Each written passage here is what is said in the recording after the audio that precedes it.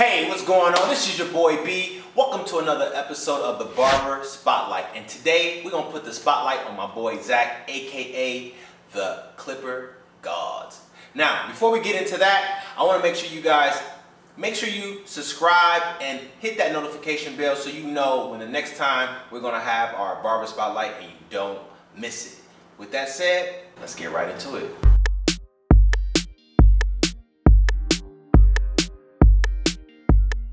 When I build my outline for a hairline, I always use the barber pencil. It's just a tool to kind of outline and give you an idea of where you want to put your hairline without having to take somebody's hairline back and keep them as natural as possible. So that is basically like your guideline. Then you can put your line on with the edgers.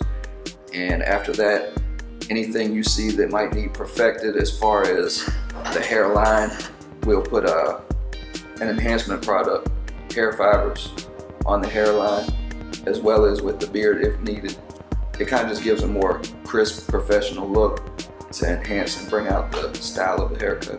The straight edge definitely give the more precise, crisp outlook of the hairline, and just the bold definition of, the reason that everybody looks at it and they say, where'd you get your haircut at? When I was growing up, my granddad had a barbershop, and he was the person that cut my hair as a little kid growing up, and it was just always something that you'll see. You get so used to it, it's just natural. Then one day, when I hit that age where I was like, oh, that looks easy, I could do that, I asked him for some of his old equipment, and I just took it and went to one of my friend's house.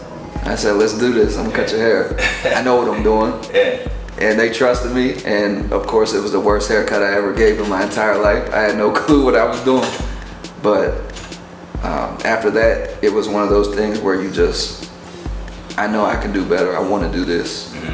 And whatever it took, I would just watch and learn and practice myself. How did you get here to Georgia? What was that journey?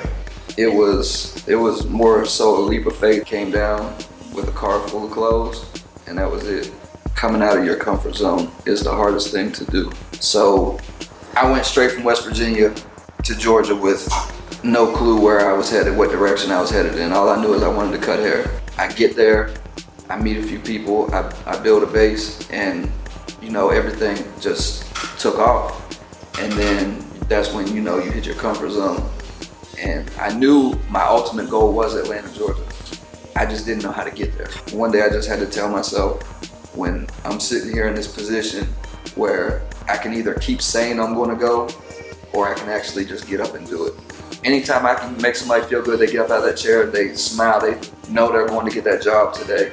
Every person I impact, they're gonna go impact somebody else, and it's just a domino effect. My inspiration, what kept me pushing the most, was the type of people that have came in and out of my life, and the people that are still there pushing for me like they are me. They're rooting for me, they're behind me 100%, and they're not expecting any gain out of it. Nothing worth having comes easy.